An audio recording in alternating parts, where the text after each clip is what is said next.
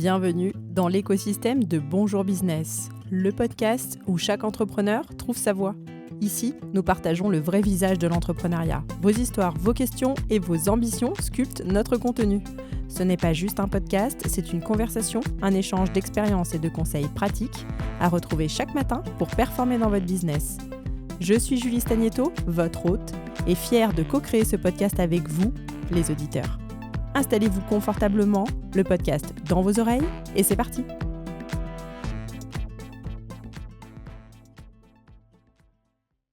Bonjour à tous et soyez les bienvenus. On poursuit avec la suite de notre live LinkedIn. Bon allez, ça m'amène à la question d'après. Est-ce que vous avez déjà été confronté à un dilemme entre vos valeurs d'un côté et alors bon, j'ai mis réaliser un profit, mais c'est peut-être pas forcément d'ailleurs le seul objectif, mais en gros où tu t'assois un peu sur tes valeurs. Moi, je vais vous faire bondir, mais quand j'accompagne, je sais pas, j'espère qu'ils m'écoutent pas.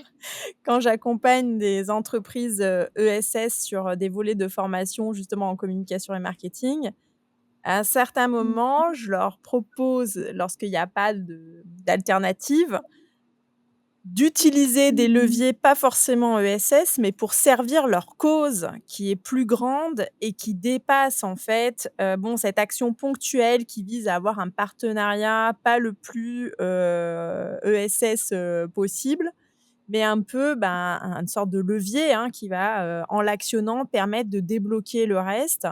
Je vais pas donner d'exemple de gens spécifiques que j'ai accompagnés, mais on peut prendre par exemple, Ushuaïa, hein. C'était Ushuaïa l'émission, Ouais. qui était financée par Total, hein, c'est ça? Où, Mmh. lui, il prônait à travers Ushuaïa qu'en gros, il faisait la part belle à l'environnement, à la richesse, de notre biodiversité et puis il était, en hélicoptère, financé par Total. Je crois que c'était quelque chose comme ça, hein, il y avait eu un peu un scandale autour de ça. Bon, il y a un peu ça, quoi. C'est que si alors là, c'est discutable dans ce cas-là, mais des fois, la cause qu'on sert nécessite d'actionner des choses qui sont pas forcément raccord avec nos valeurs. C'est compliqué parce qu'en vrai, souvent, c'est plus un raccourci qu'une obligation. À mon sens, c'est qu'on veut aller vite et du coup, on voit le petit raccourci possible et on le prend. Moi, personnellement, j'ai déjà été confronté à ce genre de dilemme, tout le temps avec les coachings flash, mais aussi dans des plus gros cas, sur des sommes beaucoup plus grosses, à 4-5 chiffres, mais avec des personnes avec qui j'étais pas du tout aligné. Par exemple, j'aimais pas du tout ce qu'elles défendaient, j'aimais pas du tout pourquoi elles le faisaient, comme on parlait de leurs valeurs, etc. On n'était pas du tout alignés. Et j'étais vraiment en mode, ça va me saouler de l'accompagner, mais en plus, j'ai pas envie de, j'ai pas envie d'avoir mis une pierre à cet édifice-là. Donc, bien sûr, sur le coup, je peux me dire, ah, mais attends, avec 10 000 euros, je peux faire ça, ça, ça, ça, ça, ça, ça. Avec 20 000 euros, je peux faire ça, peu importe. Mais le problème, c'est quoi? C'est que Est-ce que tu sur, soutiens ou pas? Ouais. en fait, ce raccourci-là, sur le long terme, il peut faire tâche sur l'histoire de la société et aussi, il peut créer quelques dilemmes intérieurs. Il peut aller perturber la tranquillité d'esprit, qui est pour moi la chose la plus importante au monde. Ouais, mais sur des entreprises, vraiment à composante, ESS, hein, où on est vraiment sur des marchés qui sont encore, naissants. Il y a des fois où les acteurs que tu as en face pour organiser des choses, des partenariats, en fait, tu as pas vraiment le choix, et en fait, te passer, d'eux, c'est certainement à un moment donné ne pas pouvoir faire éclore, bien souvent des projets qui sont un peu en avance, en fait, où il y a pas encore de véritable traction et ça, tu vois, dans ce que tu dis, refuser un coaching, OK, mais si c'est, tu vois, structurel par rapport à ton entreprise qui porte une cause plus grande, tu vois, que juste là, son chiffre d'affaires du mois et qu'en passant par alors sans là, c'était caricatural, hein, le fait de parler d'environnement et de serrer la main à Total, je trouve que bon, là, on est sur quelque chose d'assez, clivant. On n'est pas obligé d'aller jusque-là, mais des fois, c'est pas forcément, le choix que tu ferais si tu pouvais en faire un autre, tu vois? Et tu es Après, obligé un peu de renoncer à un peu de tes valeurs pour, tu vois, pour essayer de servir ta cause, qui une fois qu'elle sera servie, en fait, tu vois, ça va au-delà, en fait, de cette impasse que tu as fait au départ, quoi. Mais à la fin, Julie, Je connais quand pas tu as les fait ESS, moi, perso. pardon. Vas-y, Annick, je t'en À prie. la pardon, merci. À la fin, Julie, quand tu as fait ce choix-là, est-ce que tu t'es sentie à l'aise? Est-ce que tu penses effectivement que c'est OK pour toi, que oui, ce chemin qui est peut-être pas idéal pour toi, mais mérite vraiment, la cause qu'il sert? Et si c'est OK, bah, tout va bien, non? Oui, oui, oui, mais du coup, ça vient à notre question du dilemme. À un moment donné, je pense que tu vas faire tout le temps ce choix-là, mais à certains moments, il peut s'avérer, nécessaire pour aller plus loin, en fait, dans un business qui dépasse ça, en fait. Après, je pense que ça dépend vraiment c'est vraiment du cas par cas. Aujourd'hui, toi, tu as proposé un levier à une ESS. C'est à elle de décider si elle veut le faire ou pas. Dans tous les cas, toi, ton rôle en tant que tel, dans tes valeurs, c'est d'aider la personne au mieux possible et parfois lui proposer des choses qu'elle va peut-être refuser, peut-être tu es sûr qu'elle va le refuser, mais il en va de ton travail, de ton professionnalisme, de lui proposer. Si elle veut le faire, elle le fait. Si elle veut pas le faire, elle le fait pas. Et à ce moment-là, il faut devenir créatif. Il faut aller chercher qu'est-ce qu'on peut faire. Est-ce qu'on peut pas faire des crowdfunding? Est-ce qu'on peut pas aller défendre le truc autrement pour avoir de l'investissement? Je sais pas du tout comment fonctionnent les ESS, donc je peux pas dire un truc hyper pertinent, mais je sais qu'en étant créatif, on peut, dans la plupart des cas, on n'est pas non plus dans le monde des bisounours, on peut se permettre de garder ses valeurs et quand même atteindre ses objectifs en y prenant plus de temps. Maintenant, il y a des exceptions comme pour toute règle Point d'humour, on peut utiliser un deltaplane à la place d'un hélicoptère. aussi. Il faut aimer les sensations fortes. C'est ça. Et inversement, c'est vrai que moi, je vois dans mon métier, c'est plutôt moi qui vais proposer des alternatives, si on parle par exemple d'écologie ou de choses ou d'autres choses, voire de limiter ce qu'il pourrait faire. Après, si le client me dit, bah non, je vais partir sur une option différente parce qu'elle est moins chère, parce que ceci, parce que cela. Bon, moi, j'estime avoir fait mon job parce que j'ai suffisamment de sourcing sur des matériaux, des choses comme ça, en estimant avoir fait mon travail. Après, s'il veut pas, je peux pas non plus le forcer. C'est souvent lié à des coûts.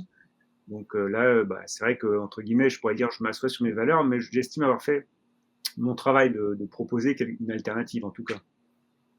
Oui. De toute façon, quand tu es prestataire de service, tu peux pas forcer ton client en lui disant non, c'est ça la bonne chose à faire, tais-toi, fais-le. Bah non, c'est C'est surtout pas la bonne méthode en plus. Tu peux essayer de le convaincre et de lui montrer par A plus B les avantages et tout ça, mais c'est vrai que si à la fin il veut pas te suivre, c'est plus compliqué. Oui. c'est ça. Bon, alors moi, je vous soumets un cas, voyez, bon, nous, dans notre, pour être très concret, dans notre politique de vraiment d'accompagner au mieux et cetera, on a, donc le principe d'aller beaucoup rencontrer, hein, comme vous disiez, nos clients pour vraiment écouter de ce dont ils ont besoin et cetera. Et on a des clients, on ne fait pas payer nous, ces prestations-là, voilà, quand on y va, 1 fois, 2 fois, on fait pas payer. Mais on a, régulièrement, des, entreprises qui nous demandent de passer beaucoup de temps avec eux. On est, limite, à l'élaboration du cahier des charges quand, finalement, interlude, plus de son, plus d'images, on ne nous donne pas de nouvelles, alors qu'on a peut-être passé déjà, 4, 6, 8 heures, sur le dossier. Et donc c'est une «valeur» entre guillemets, c'est plutôt un principe que j'avais de dire: «Ben, nous, on ne fait pas payer et on prend vraiment le temps». Aujourd'hui, on est contacté par des entreprises de plus en plus grosses, donc qui nous demandent de plus en plus de temps sur ces phases-là, parce qu'il faut rencontrer 2, 3, 4 fois toutes les parties prenantes sur 2, 3 heures et je suis en train de me dire qu'on va peut-être, remanier ça. Donc c'est un dilemme, hein, qu'on a très clairement. Entre, nos valeurs de faire vraiment de l'accompagnement et de prêter une oreille la plus attentive possible et de vraiment, y aller au niveau du conseil, de premier niveau, comme le cahier des charges et se dire: «Mais attendez les gars, c'est 15 heures à la fin, je peux pas vous offrir 15 heures à chacun, en fait». C'est soit on réduit le temps et donc, tant pis, c'est, 1 heure rendez-vous 1 et 30 minutes le rendez-vous 2 si vous voulez signer. Alors ça, du coup, on baisse notre niveau d'accompagnement préliminaire, hein, parce que c'est des préliminaires. Soit on dit: «Bah, écoutez, ça sera facturé sauf si vous nous faites travailler». Ben, en fin de compte, ton truc, vu le temps que tu prends dessus et comment tu développes et que tu dis que tu arrives à un cahier des charges et compagnie, c'est déjà de la prestation. Enfin, c'est plus juste du Ah oui. conseil, comme ça pour un premier contact. Enfin, mon point de vue, hein, ça n'engage que moi, mais c'est comme si, ouais, c'est comme si, enfin, je vais faire un parallèle totalement exagéré, mais c'est comme si on me contacte pour une séance photo, on discute de comment on va l'organiser, etc. Et je lui donne tous les conseils techniques pour placer l'éclairage, la hauteur du boîtier, tout ça, etc. La pose, le machin, je lui fais tout le truc. Et puis après, elle me dit, ciao, bye bye, il n'y a plus personne. Et puis en fin de compte, elle prend quelqu'un, il dit, tu passes l'appareil comme ça, tu mets l'éclairage à telle puissance, et je fais le shooting, tu vois. Enfin, je grossis le trait Ouais, énormément, ouais. mais c'est ça, finalement. Tu grossis le trait, mais il y a des prospects qui le feraient. Tu vois, c'est-à-dire qu'une fois qu'ils ont tous les conseils, ils se diraient, Oui. c'est bon, j'ai plus besoin d'un Ben justement, professionnel. oui, justement. C'est pour ça Mmh. que je te dis, ce que fait Julie, du coup, enfin, pour moi, c'est plus qu'un premier rendez-vous. C'est Oui. carrément, c'est pour ça que c'est une prestation. Moi, je pense qu'il faut qu'effectivement tu remodèles ça parce que tu as fait ça et que ça marche très bien et que ça fait partie de votre offre et de vos valeurs. Mais à un moment donné, tu vois, il faut pas non plus que ça prenne trop de temps. Parce que avoir toujours, enfin, être de bons conseils, donner des idées, tu vois, être proactif, c'est super. Mais il faut que ça soit aussi dans ton sens. Parce que, comme dit François, à un moment donné, il y a des entreprises qui vont en profiter. On a tous vécu ça. Donc, à un moment donné, je Non, mais pense est-ce qu'on doit renoncer à nos valeurs parce qu'il y en a 2 dans l'année qui en profitent? Vous voyez ce que je veux dire? Ah bah C'est Après, non. qu'à un moment donné, Ouais, tu renonces à un truc qui est un peu ton ADN parce que 2 fois tu es échaudé et en même temps, c'est vrai que c'est 2 fois de trop parce que nous, ça représente presque, 2 jours de boulot, à temps plein. Donc bah, Et au après, retour, final, est-ce que ta valeur, c'est de les accompagner avant même qu'ils soient clients, ou est-ce que ta valeur, c'est tout simplement de bien les accompagner? Parce que si ta valeur, c'est de bien accompagner, ben, en fait, aujourd'hui, la valeur d'iPhone, c'est de permettre aux personnes de penser différemment. Maintenant, si tu n'achètes pas un iPhone, ben, tant pis pour toi si tu ne penses pas différemment. En fait, si tu n'achètes pas le produit, techniquement, tu ne bénéficies pas des valeurs de la société en tant que client, puisque tu n'es pas un client. Donc, ouais, ouais. peut-être est-ce que que, vous mettez vos valeurs trop tôt, entre guillemets, hein, entre grosses guillemets. mais est-ce qu'au final, ces prospects, on a vraiment envie qu'ils deviennent clients? Si ça commence vraiment sur ces bases-là, quoi, qu'ils profitent de la générosité de ce qu'on leur propose en gratuit finalement, est-ce qu'on a vraiment envie de poursuivre avec eux? C'est peut-être une bonne chose, hein, finalement, que ça s'arrête là. Mais j'entends hein, tout l'investissement derrière. Hein, mais Bah, après, ça dépend. Ça dépend si toi, tu as déjà mis le holà une ou deux fois et que malgré ça, ils continuent à abuser, c'est plutôt eux qui sont responsables. Maintenant, si toi, tu n'as jamais mis le holà, ben, l'être humain est aussi comme ça. Tu as des êtres humains qui, c'est pas qu'il est méchant, c'est que en fait, tu lui as toujours pas dit de passer à l'action. Donc lui, pour lui, c'est toujours pas clair qu'il faut passer à l'action. C'est Aujourd'hui, tu peux discuter pendant des heures avec quelqu'un, il te donne plein de conseils, c'est super actionnable, il ferait payer ça 5 000 euros. Toi, tu ne te rends pas compte, lui, il s'en rend compte seulement après coup. Et du coup, c'est toi la méchante de l'histoire. Mais non, c'est lui qui aurait dû te dire au bout d'un moment, bon, par contre, on commence à arriver à la limite de ce que je peux faire pour vous de manière gratuite. Si vous voulez qu'on aille plus loin, il va falloir commencer à penser à des propositions commerciales concrètes parce que on sort du cadre du gratuit en fait. On sort du cadre que j'ai voulu donner au gratuit. Ah Mais là, Mathieu, tu voulais dire? quand on arrive, enfin, Julie, tu parlais de quoi? De 12-15 heures parfois? Bon, quand même, le prospect doit bien se douter que, enfin, 12-15 heures, ça a un coût quand même. Oui, mais ils profitent, tout simplement. Bah voilà, donc effectivement, la question derrière, c'est Tu est-ce sais, que ce genre de prospect, à l'échelle d'une PME, eux, ils font, C'est rien. tous les 2 jours, ils font des réunions de 2-3 heures. Enfin, tu vois, c'est un mmh, truc, c'est pour eux, c'est OK tout ça, quoi, toutes ces étapes. Et puis c'est pas des entrepreneurs, c'est des grosses sociétés. Tu vas prendre une PME, 15 heures, mais c'est rien 15 heures. C'est ça. T'as peut-être même pas le même interlocuteur à chaque fois. Toi, tu comptes 15 heures. Lui, il compte juste 3 rendez-vous. Bon, ça va. 4 rendez-vous. Bon, ça va. Tant qu'elle nous dit, les PME, c'est un peu, tant que le prestataire ne nous dit pas de payer, c'est que ça va. Le jour où il nous dit de payer, on appelle le pôle facturation, on voit ce qu'on peut faire. Tant qu'il ne nous dit pas de payer, c'est que ça lui va, c'est cool. Il Non, mais si vous voyez ce que je voulais illustrer à travers ça, c'est que des fois, ben, on a des valeurs qui sont aussi mis à mal, par le système. C'est-à-dire un système où on consomme, où on fait pas attention les uns aux autres nécessairement et on est dans son truc et on se dit pas que, ben, tiens, la personne, j'ai fait venir peut-être 12 heures, ben, peut-être qu'à un moment donné, en effet, j'aurais pu arrêter avant, puis je vais peut-être la tenir au courant de l'avancée du projet, enfin voilà. Et ça peut nous amener à renoncer à nos valeurs, alors même que c'est là-dessus qu'on a bâti, en fait, notre modèle. Ben, nous, notre modèle, c'est on compte pas nos heures, d'investissement, par exemple, hein. C'est un exemple, vous avez sûrement les vôtres. Après, c'est peut-être une transformation des valeurs plutôt qu'un abandon des valeurs, non? Parce que quand tu crées une valeur, tu t'es pas encore opposé à la réalité du terrain. On crée tous des valeurs comme disait tout à l'heure, Mathieu, c'est facile d'avoir une valeur tant que tu as pas dû la défendre et des fois, le jour où tu dois la défendre, tu te rends compte que ta valeur, elle était peut-être, pas trop idyllique, mais qu'elle est peut-être dans à adapter à la réalité de ton terrain, à la réalité de ta clientèle idéale et cetera et peut-être que tu as juste besoin de transformer la façon dont tu, appliques cette valeur et ne pas l'abandonner. Parce que moi, ce que je perçois, c'est que la valeur, c'est de ne pas compter les heures et c'est une très belle valeur, mais pourquoi cette valeur, elle n'existerait pas tout simplement à partir du moment où la personne, elle est rentrée, elle s'est engagée avec vous? Ça n'empêche pas que la valeur existe toujours. Elle est juste conditionnée. Ouais, Ouais, ouais, c'est juste. Mathieu, tu voulais dire quelque chose, toi, sur tes Je vais retourner le problème. Tu ah as ouais. comme valeur l'honnêteté et notamment, l'équité entre tes différents clients, j'en suis sûr et certain. Ton client qui abuse et qui, profite de ses, 2 jours de boulot d'analyse et qui te paye pas, il y a un problème avec lui, mais il y a surtout un problème avec le client qui lui est honnête et te paye ces 2 jours. Est-ce que c'est normal de le facturer à l'un alors que tu le factures pas à l'autre? Non? Bah, dans ce cas-là, facture tout le monde. Alors, je me retrouve en fait dans ce que tu as raconté parce qu'on a eu ce problème-là d'études préalables qui prenaient un temps fou et avec des clients qui abusent ou voire même des prospects qui à la fin, sortent. On a résolu de 2 manières. Premièrement, on a formalisé le livrable.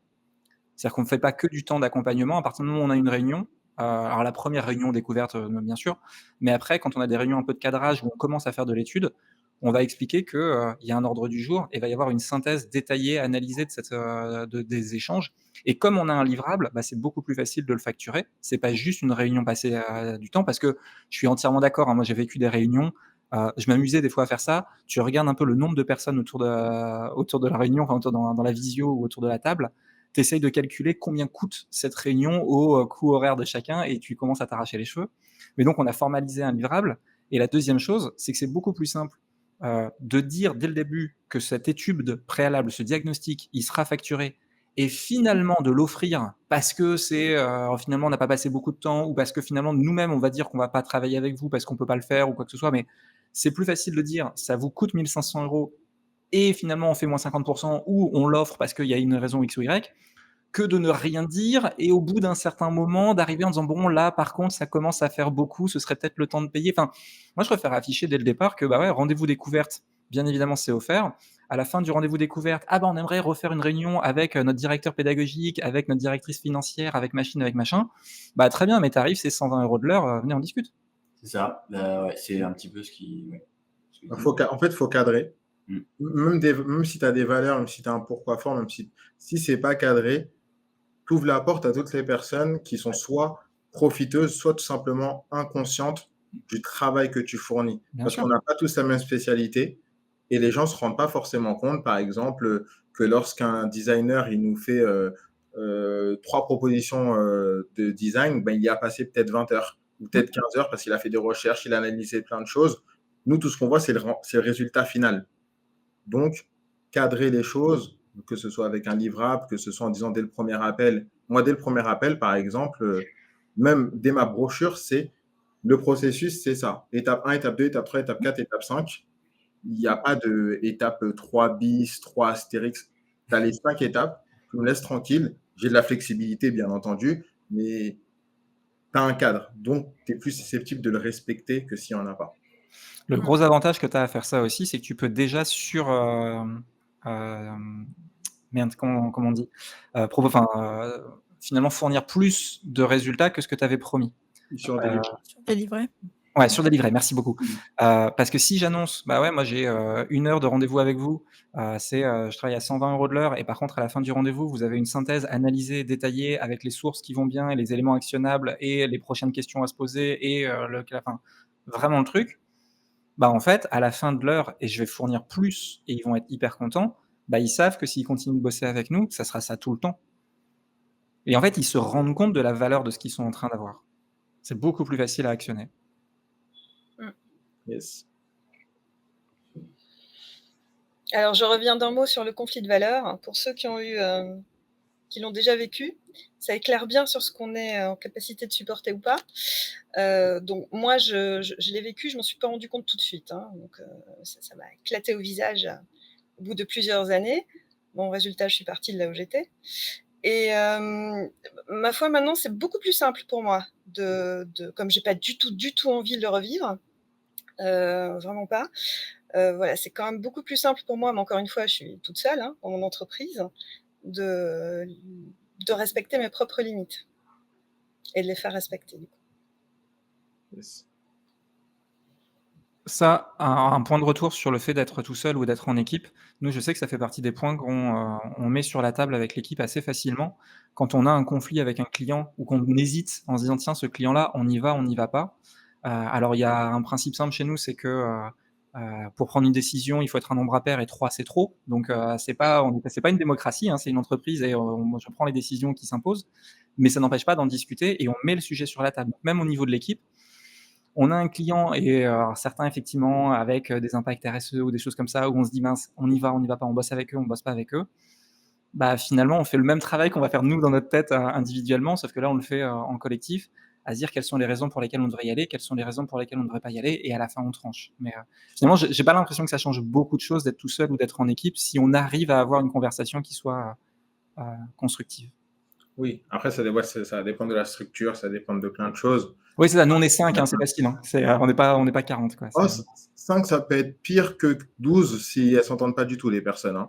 Mais c'est plus s'il y a c'est une vrai. bonne communication, si en fait, si il y a un cadre, comme en fait avec le client, si tu as un cadre avec tes collaborateurs, dès que tu les prends en tant que collaborateurs, ils savent comment ça fonctionne, ils savent, à quoi s'attendre, donc il y a personne qui a à se plaindre parce qu'il y a pas de surprise.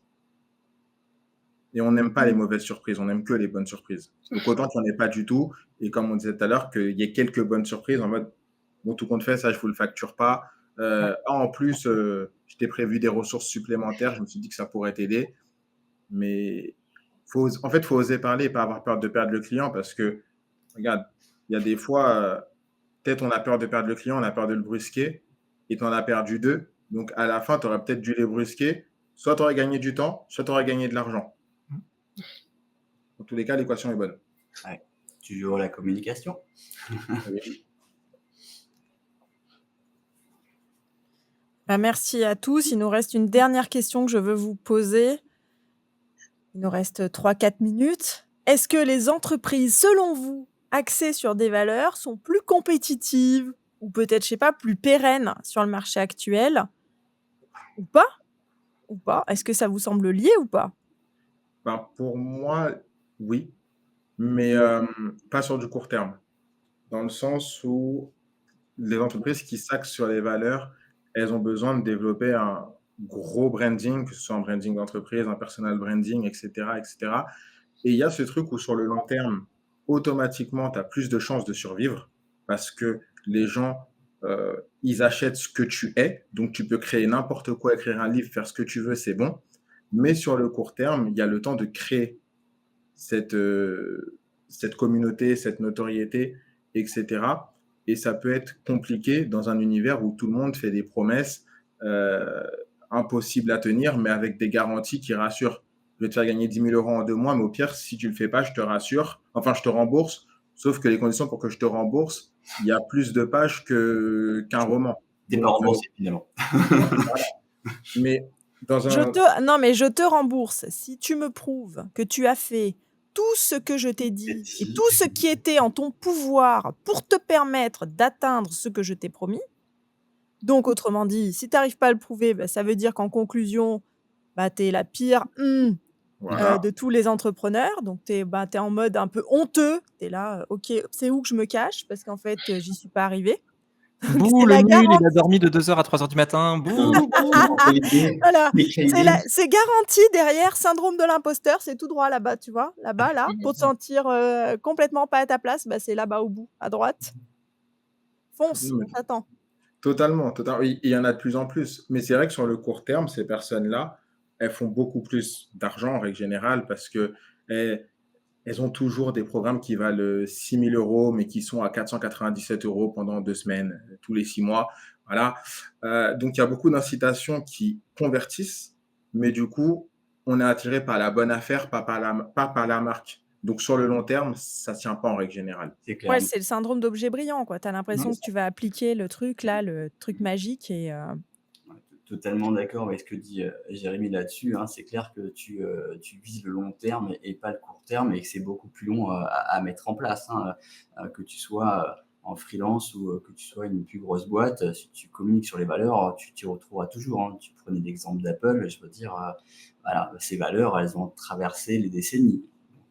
Donc, Alors, je ne sais pas si l'industrie du tabac a des valeurs, je ne les connais pas, mais pour autant, ça a l'air de bien fonctionner. ça Bah, a bah, bien Ça a. fonctionné. Mmh. ça mais Mais enfin sur fond de lobbying quand même, hein. ouais, il y a des écrits lobbying derrière pour te faire rêver de fumer, que c'est cool et tout. Enfin, il y a quand même vachement de choses là. Il y a un Même syndic mon fumeur grand-père, qui c'était la santé, hein. Du temps de mon grand-père, C'est vrai, fumer, c'est c'était pour la santé, il fallait fumer une cigarette par jour. Ah oui, quand même. c'est comme, Alors que comme c'est le vin faux, c'est le aujourd'hui. verre de vin qui fonctionne. Voilà, c'est comme le Aussi. verre de vin aujourd'hui. Mais après, faut aussi voir que historiquement, la cigarette, c'est quand même un signe social. d'aisance sociale. C'est-à-dire, si je fume, c'est-à-dire que j'ai de l'argent. C'est plus le cas aujourd'hui, même s'il faut quand même beaucoup d'argent pour fumer. Mais C'est redevenu le cas. avant, c'est vrai que c'était vraiment un signe de je fais partie de la haute, je fume et je peux boire un verre de vin. Et c'est resté à travers le temps. Et après, l'exemple des parents fait que les enfants continuent à fumer, etc. Donc après, c'est plus quelque chose qui a réussi à perdurer d'une ancienne époque plutôt que quelque chose qui aujourd'hui fait sa place. Parce que tu connais quoi comme nouvelle marque de tabac? Je ne m'y connais pas très bien en marque de tabac. Il n'y en a quasiment aucune nouvelle marque de tabac qui arrive à faire son trou. Il n'y a que les marques de tabac classiques parce que ça ne sert à rien aujourd'hui de créer une marque dans le tabac. À la limite, dans l'herbe thérapeutique, soi-disant là, mais pas dans le tabac. Ouais. Si, ils ont décliné, ils ont fait des puffs, des trucs comme ça pour les Oui, jeunes en fait, pour viser les jeunes.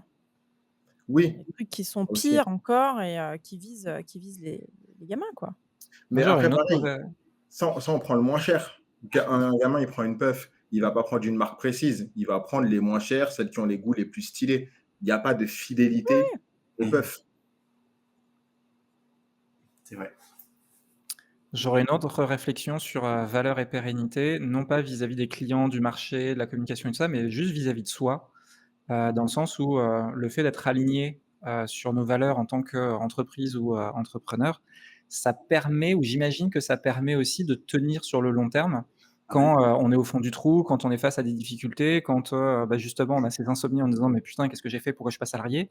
De se dire: «Je sais pourquoi je le fais, je sais comment je le fais et quand je me regarde dans la glace, je suis fier de moi, quand je vois mon équipe, je suis fier d'elle» et je pense que pouvoir défendre ce bilan-là, ça permet dans les moments difficiles de retrouver des fois un gain de l'énergie qu'on pensait, être à zéro et de réussir juste passer le petit obstacle qui va bien pour pouvoir continuer. Donc je C'est sais pas si ça nous rend plus compétitifs, mais sur la pérennité, ouais, je pense que ça doit jouer quand même. oui, c'est clair. De mon exemple, si tu veux, la crise de 2008, moi, je l'ai vécue en 2009. Donc, après 2009, en fin de compte, si j'avais pas mis de la trésorerie de côté, et si j'avais pas le mental qui va bien, les convictions et tout, je serais plus photographe depuis, quoi. Ouais, et je pense que si ta boîte, tu pas des valeurs qui sont alignées, si tu pas investi dans ce que tu fais et si déjà, je vais dire que tu as honte de ce que tu fais, mais en tout cas, tu le défends pas plus que ça, le moment où tu dois te mettre un coup de pied aux fesses pour, continuer d'avancer, est-ce que tu te le mets vraiment? Pas sûr. C'est ça. Ouais, c'est vrai que tu as plus tendance à switch. Alors que Ouais. c'est vrai que ça crée beaucoup de résilience d'être aligné parce que, en fait, tu sais pourquoi tu le fais, il y a un sens. C'est Et ça. puis, ça permet aussi de pouvoir être plus flexible parce qu'en fait, tu n'es pas par exemple, je sais pas s'il y a quelque chose qui te plaît plus, on parlait des cigarettes, maintenant il y a des puffs et avant il y avait encore autre chose. Bah, tu peux toujours décliner ce que tu fais. Par exemple, tu peux passer imaginons, tu fais un métier de terrain, mais un accident de la vie fait que tu peux plus aller sur le terrain, ben, tu peux, donner des conseils et monter une activité de consulting de la même chose parce que, vu que c'est ça qui te fait vibrer, tu vas trouver des solutions, en Mmh. fait, pour rebondir de manière flexible. Là où si tu as pas de valeur, tu vas juste dire, «Bon, ben, je redeviens salarié ou j'ouvre un autre business, facile». Ouais. Donc, on pourrait conclure comme ça, mes amis bonjour business, mes amis bébés, qu'il y a les entreprises doivent faire de l'argent, hein, évidemment, parce que sinon, il faut quand même qu'on mange 2-3 pommes de terre à l'eau, n'est-ce pas? Dans ce monde, c'est impossible sinon. Comment? Qu'est-ce que tu dis, Dans François? ce monde, sans argent, tu fais pas grand-chose, hein, c'est clair. Ouais, c'est ça, on n'est pas encore à l'étape du troc pour le moment. Mhm. Mais donc on va plutôt penser une entreprise qui fait sens et dont l'objectif est de générer de l'argent. C'est un peu ce qu'on oppose entre les entreprises make money et les entreprises make sense. On va dire que nous, l'un est la continuité de l'autre. On fait du sens pour aller vers du profit, gagner de l'argent pour toute cette valeur que nous avons délivrée, N'est-ce pas? n'est-ce pas? Bon, payez-nous maintenant, ça suffit. On a donné beaucoup trop de valeur. Double, allez, x2. Est-ce que ça vous va comme conclusion? Est-ce que vous voulez rajouter quelque chose à cette conclusion? Parfait. C'est parfait. Ah, moi, je suis d'accord, parce que si on rajoute un truc, on va repartir pour 15 minutes. Ah, c'est l'heure d'aller manger, là, stop, laisse tomber, c'est bon. François Coupez, a rendez faim. l'antenne. Non, c'est bien résumé, hein, c'est les valeurs en action quoi, qui sont déterminantes. Clairement. Bon, formidable. Je corrige, je me suis trompée dans mon visuel. Le prochain live, c'est le 23 juillet. Le sujet, nous allons en parler ensemble. Le sujet qui est apparu, qui s'est affiché, n'est-ce pas, juste avant, c'était celui de la semaine d'avant qui annonçait le live d'aujourd'hui. Il faut en tenir compte. Donc, prochain live le 23 juillet avant notre pause estivale. Merci à toutes et à tous. Pour celles et ceux qui auraient envie de rejoindre l'écosystème entrepreneurial Bonjour Business, eh bien, ça se passe sur bonjourbusiness.fr. C'est facile, il y a 1 ou 2 boutons, je ne sais plus, mais enfin voilà, le chemin est assez linéaire pour aller jusqu'à Bonjour Business. Voilà, on se retrouve donc semaine prochaine pour un dernier live. Je vous remercie à toutes et à tous pour votre présence et pour ces échanges enrichissants comme toujours. Quoi dire d'autre? Bravo Julie pour l'organisation de tout ça, merci. Merci à toi. Merci, Ah oui, merci. hein, c'est l'organisation quand même. Et ne restons pas seuls en tant qu'entrepreneurs. Regroupons-nous à travers des écosystèmes, quels qu'ils soient. Je trouve que c'est tellement, tellement enrichissant de se retrouver sur des temps pour partager des choses. Enfin voilà. Enfin bon, forcément, hein, je prêche pour ma paroisse, mais donc je vous souhaite à toutes et à tous une belle journée. Nous sommes mardi, donc je vous souhaite pas encore un bon week-end, ça serait prématuré. On est un peu en mode vacances, c'est un peu flou en ce moment, les limites entre voilà. La semaine de 2 jours. Voilà, c'est ça. On se dit bientôt. Nouveau concept. Je vous dis à la semaine prochaine. Merci à toutes et à tous pour votre présence. Merci à toi. Au revoir tout le monde. Merci à vous. Au revoir. Bye. Ciao. Ne partez pas, j'ai besoin de vous. Donnez-nous vos conseils et témoignages entrepreneuriaux sur bonjourbusiness.fr. Prenez le micro et rejoignez les co-créateurs. Abonnez-vous pour retrouver les prochains épisodes directs dans votre bibliothèque. Psst. Chaque avis que vous postez sur Apple Podcast nous permet de vous offrir l'accès à notre espace Notion exclusif. Pensez-y. On se retrouve de l'autre côté. Merci pour votre présence.